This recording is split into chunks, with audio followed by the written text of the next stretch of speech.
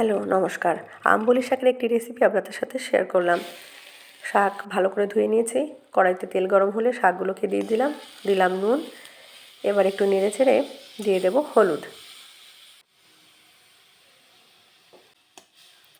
হলুদ দিয়ে ভালো করে নেড়েচেড়ে এবার দিয়ে দিতে হবে জল। এবার দিয়ে দিলাম কুচনো লাউ। ভালো করে ফুটতে দেব। আর লঙ্কা চিড়ে দেব। দিয়ে দিলাম লঙ্কা। এবার ভালো করে ফুটতে দেব। দেখুন মোটামুটি ফুটে গেছে। এবার কিন্তু ফোড়ন দিতে হবে। কড়াইতে তেল গরম হলে দিয়ে দিলাম সর্ষে। এবার আমবুলি শাক আর লাউটা দিয়ে দিলাম। ফুটে গেলে দিয়ে দিলাম একটু চিনি। আমাদের রান্না কিন্তু রেডি হয়ে গেছে। ধন্যবাদ সকলকে ভিডিওটি দেখার জন্য।